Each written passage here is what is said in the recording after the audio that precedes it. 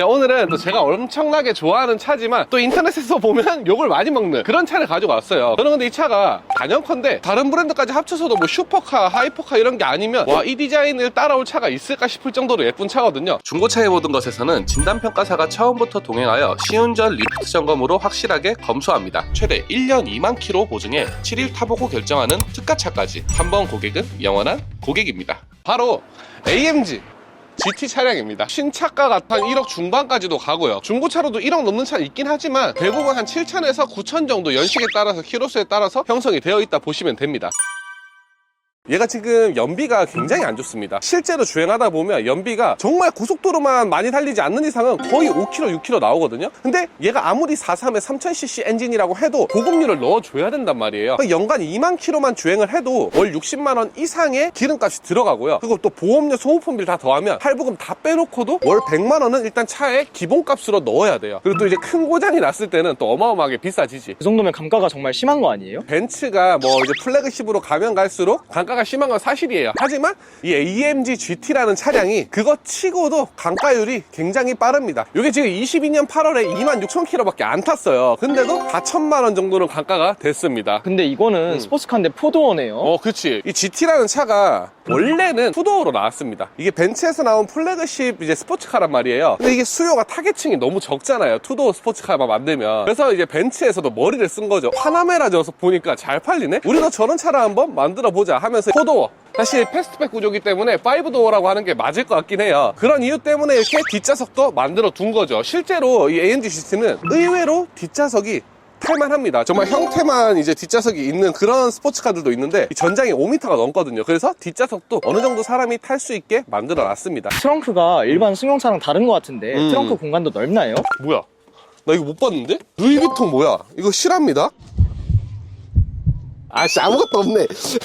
깜짝이야. 이게 넓어 보이거든요. 또 깊어 보이잖아요. 의외로 짐이 많이 안 들어갑니다. 이걸 떼도 루프가 이렇게 낮게 깔리다 보니까 조금이라도 걸리면 문이 안 닫히게 돼 있단 말이에요. 실제로 적재할 수 있는 공간은 굉장히 좁게 빠진다고 보면 되고, 이렇게 생긴 차들은 다 그런 거예요. 근데 AMG에도 43이 있어요? AMG 43 봤구나. AMG에도 등급이 있습니다. 43이 이제 가장 낮은 등급이라고 보시면 되고요. 그리고 뭐 53, 63, 또 뭐 63S 이런 식으로 이제 등급이 나눠져 있고, 거기에 따라서 배기량이랑 또 제원이 달라집니다. 근데 이게 43이라고 사람들이 무시하잖아. 43도 이게 제로백이 5초 정도 나오거든요. 거의 400마력에 가까운 스펙을 또 가지고 있어요. 마일드 하이브리드 시스템이 들어가기 때문에 일상주행에서는 굉장히 우수한 퍼포먼스를 내줘요. 이게 지금 무광인 것 같은데 이게 지금 순정 색깔인가요? GT에는 순정 색깔로도 무광 그레이, 또 무광 블랙이 나와요.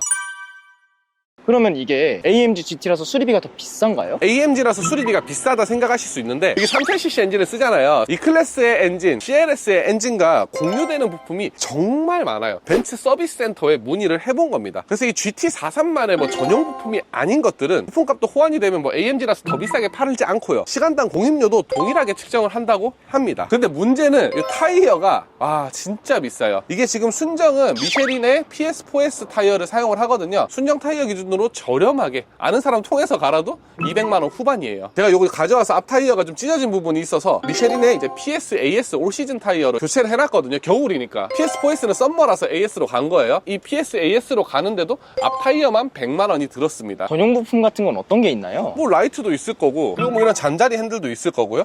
그리고 요거 기어 레버가 벤츠는 보통 이제 여기서 컬럼식 기어를 사용을 많이 하는데, 요건 지금 GT43 전용 기어봉이에요. 이 잠자리 핸들이라 불리는 AMG 핸들은 22년도부터 적용을 했고요. 휠도 22년도부터 적용이 돼서 만약에 이 차를 구입한다면 연식별로 어떤 게 바뀌는지도 꼭 체크를 해봐야 돼요. 20년식은 썬루프가 없고 21년식부터 또 썬루프가 들어가고 이런 차이도 있거든요. 이거 좀 싸네 하면서 샀는데 난 썬루프가 꼭 필요해. 없을 수도 있다니까요. 도저히 모르겠다, 이 자료를 어디서 찾냐 하시면 저한테 상담하시면 됩니다. 스포츠카인데 승차감은 어떤가요? 이게 사실 승차감으로 많이 까이거든요. 마침 지금 기름을 넣으러 가야 될 것 같아요. 넣으러 가면서 승차감을 한번 느껴보겠습니다. 일단 첫 시동을 걸었을 때 배기 소리가 이 AMG에 기대하는 기대치가 있잖아요. 그 소리가 나진 않을 거예요. 배기 사운드 시스템이 들어가 있구나, 그 정도로 인지할 수 있고요. 그리고 또 연식별로 달라지는 거, 22년도부터는 기어 레버 옆에 버튼을 통해서 가변 배기를 켜고 끌 수가 있습니다. 그리고 1열 공간은 굉장히 널널해요. 전체적으로 근데 시트나 이런 게 좀 딱딱하게 되어 있어요. 이 시트 포지션 자체가 좀 불편하다고 느끼는 분이 분명히 계실 것 같기는 해요. 하체가 많이 딱딱하구나라는 느낌이 확실히 들어옵니다. 근데 여기서 스포츠나 스포츠 플러스로 세팅을 해버리면 더 하체가 단단하다, 얇다. 그리고 또 단점이 도로에 자갈 같은 게 좀 깔려 있어서 바퀴에 묻어서 튀는 경우들이 있잖아요. 일반적인 차들은 최저지상고가 어느 정도 이제 있기 때문에 웬만한 돌멩이들은 그냥 뒤로 날아간단 말이에요. 근데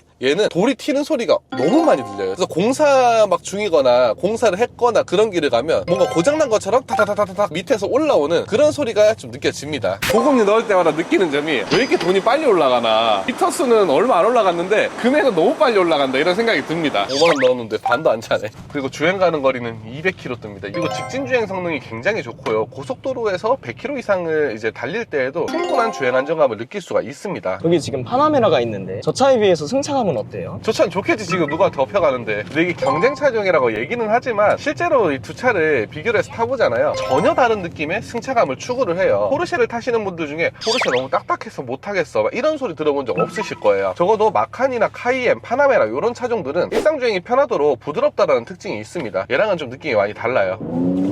자, 이렇게 초반 출력이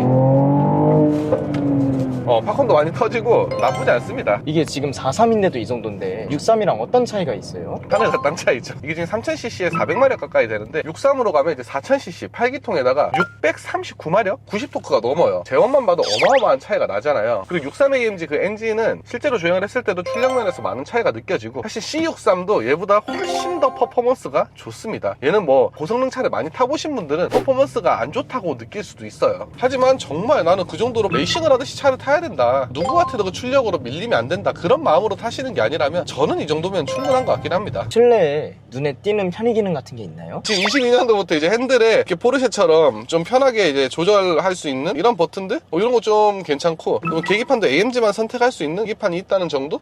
이 부분이 좀 많이 다르죠. 편의 기능이라기보다는 디자인이 다른 거지. 여기 등딱지 같은 이게 보통 E클래스나 CLS나 이런 데서 찾아볼 수 없는 디자인을 이렇게 적용을 하고 있죠. 시트도 좀 달라요. 시트도 알칸타라 재질이 이제 군데군데 이제 들어가서 나 좀 고급차야 하는 느낌을 내주죠. 근데 이것도 옵션이 아니긴 하네요.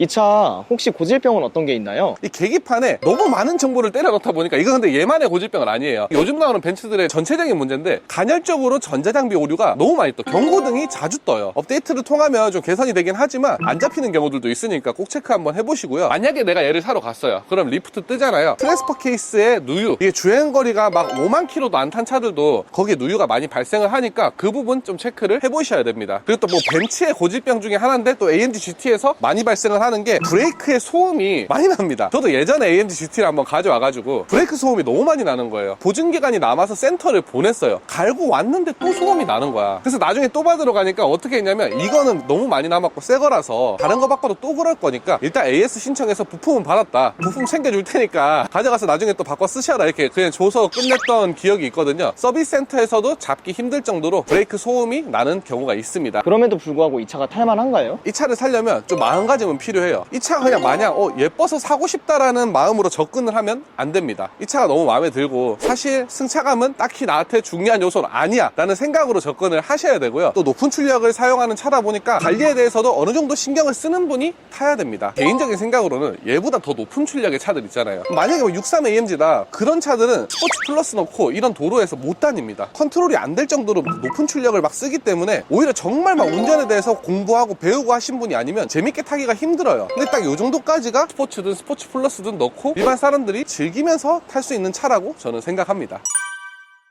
오늘은 제 생각에 디자인이 가장 예쁜 차 중에 하나라고 생각하는 AMG GT에 대해서 한번 알아봤고요. 앞으로도 다양한 차종 유익한 영상으로 돌아오겠습니다. 감사합니다.